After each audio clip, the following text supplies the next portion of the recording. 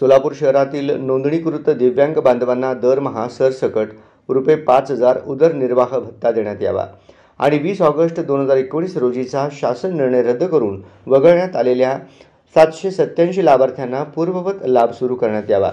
या मागण्यांसाठी लालबावटा दिव्यांग श्रमिक संघटनेने सोलापूर महापालिकेवर जोरदार घेराव आंदोलन केले।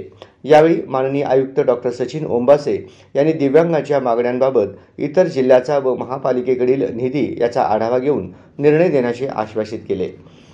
सीटूचे नेते कॉम्रेड युसुफ शेख मेजर यांनी इशारा दिला की या मागण्या मान्य न झाल्यास येत्या 9 जुलै रोजी दिव्यांग बांधव महापालिका आयुक्त कार्यालयाचा ताबा घेतील। याप्रसंगी जोरदार घोषणांनी परिसर दणाणला होता। गुरुवारी 26 जून रोजी सोलापूर महानगरपालिकेत झालेल्या या आंदोलनात संघटनेचे नेते व पदाधिकारी दत्ता चव्हाण, अखिल शेख, विक्रम कलबुर्गी, अमीना शेख, इब्राहिम मुल्ला, प्रभाकर कलशेट्टी, संतोष पोकाळे, सलीम शेतसंदी, भास्कर सोनू बागवान, नरसिंग शिंदे, मौला बागवान, पप्पूभाई शेख, अंबादास बुद्दुल, इरफान शेख, किशोर मेहता, मयूर बागवान, शहाबुद्दीन शेख यांच्यासह शेकडो दिव्यांग बांधवांनी उपस्थित राहून जोरदार घोषणाबाजी केली आणि संपूर्ण परिसर दणाणून टाकला। कॉम्रेड युसुफ शेख मेजर यांनी सांगितले की निसमर्थ अपंग व्यक्ती हक्क अधिनियम 2016 नुसार महापालिका व नगरपालिका क्षेत्रातील दिव्यांगांसाठी किमान 5% निधी राखून ठेवणे बंधनकारक आहे। या संदर्भातील शासन निर्णय दिनांक 10 मे 2018 रोजी निर्गमित करण्यात आला आहे। परंतु सोलापूर महापालिकेत सध्या केवळ रुपये 1,000चा अत्यल्प भत्ता दिला जातो, तोही अनेकदा अनियमित आणि विलंबित। मागील 2 वर्षात संघटनेने भत्त्यात वाढीसाठी वेळोवेळी पत्रव्यवहार केला, मात्र फक्त 40% ते 70% दिव्यांगांना रुपये 500 वाढ देऊन पुन्हा रुपये 1,000 वरच थांबवले गेले। ही वाढ सध्याच्या महागाईच्या तुलनेत पूर्णतः अपुरी आणि अन्यायकारक असल्याचे त्यांनी सांगितले। पुणे महापालिकेत दिव्यांग लाभार्थ्यांना दरमहा रुपये 2,000 भत्ता दिला जातो, जेथे लाभार्थ्यांची संख्या सोलापूरपेक्षा अधिक आहे।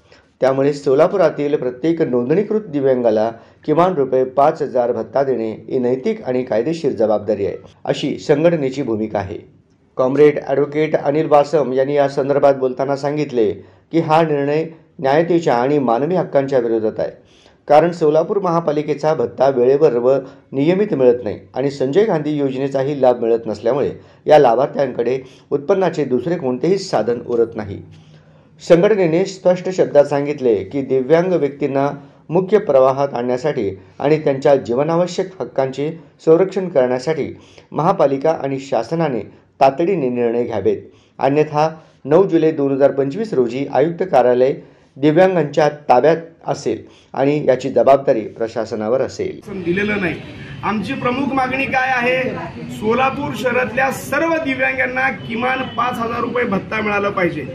दुसरी गोष्ट, 20 ऑगस्ट 2019 साली शासनाने एक जी आर काढलेला आहे। त्या जी आर मध्ये असं म्हटलेलं आहे की कोणत्याही व्यक्तीला फक्त शासनाचा कोणत्याही एका योजनेचा लाभ घेता येतो, दुसऱ्या योजनेचा लाभ घेता येत नाही।